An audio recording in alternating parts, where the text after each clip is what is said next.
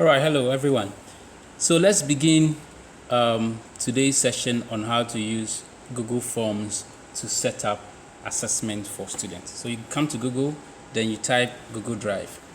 We need to go to Google Drive because that's where the form we are going to create will be stored or will be kept. And then you pick this particular address, account.google drive. Right, so let's see, it's loading. Make sure you log in. So in this case, I'm going to pick my email. It's loading. Now this is my Gmail, and my Gmail comes with other apps, and one of them is Google Drive. So we hit Google Drive.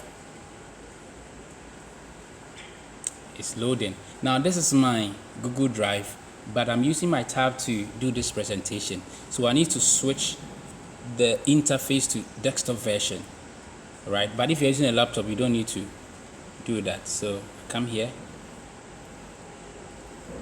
right? So it's going to give me an interface that is a desktop version that makes the work easy for me. All right, so this is my Google Drive. I come to new.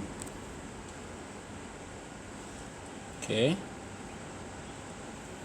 then I come to more.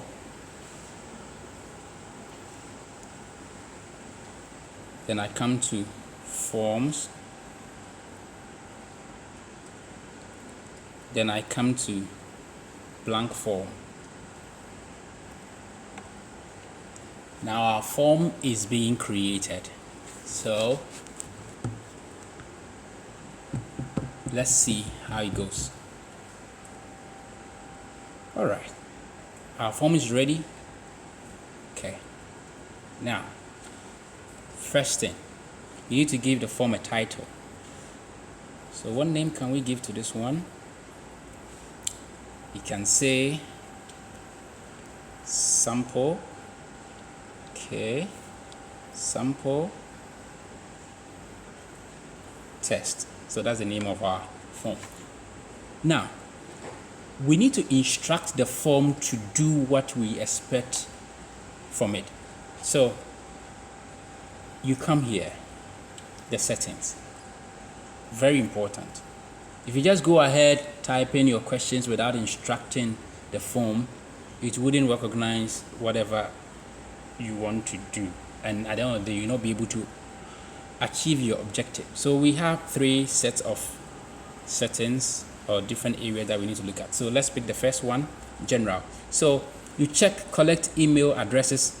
It means that before anyone can answer the questions on your Google form, they have to provide their email addresses, and providing their email addresses is very important because you'll be able to provide feedback to them. For example, you can email their grades back to them. So it's compulsory if you want to provide feedback. Then the second option is requires sign-in, limit to 1 response. So this one means that if you check, it means that student cannot have the opportunity to answer the questions more than 1 time. Okay, so it's very important you check that, right? If you don't check that, student can respond to your questions or your exercise multiple times. Okay, you come to the last one. It says respondent can edit after they submit. If you pick this one, it means that after they have submitted their work, they can still edit. But this, for example, if you are using a Google form for an exam, you don't want students to edit after they have submitted, so I wouldn't check that. But I'll check the last one, which says see summary chart and test responses. That means that students will be able to see their responses after they have submitted the work, so they will get to know the details about their work. So we are done with that. Let's save. All right, now it's done. Let's come back again. We now need to focus on the presentation. So we come to the presentation. Now we have a couple of things to do over here. It says show progress bar, shuffle question order. So it means that if you check the first one, it means that, let's say if you have a 5-page task or exam.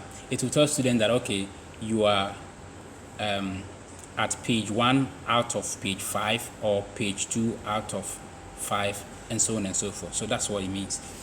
The second one means says shuffle question order.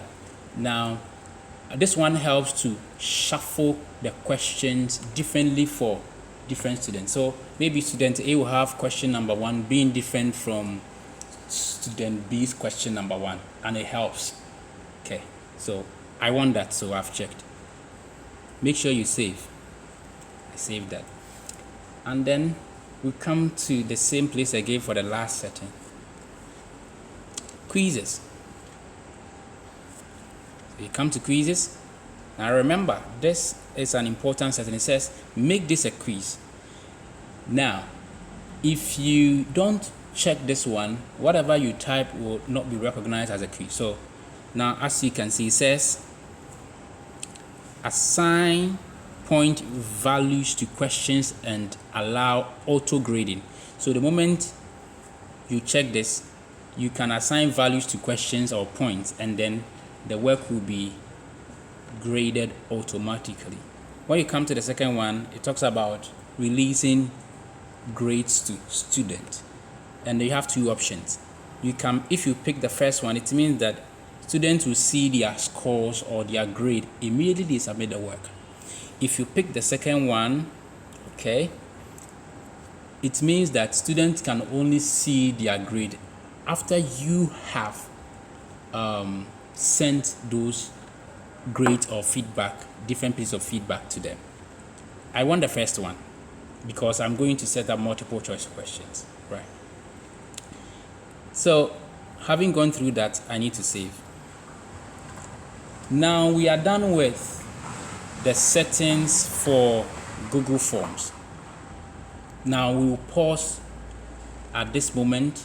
So in our next video, we are going to begin how to create the questions, how to type the questions, and how to assign points to them. So thank you for watching this part of the series.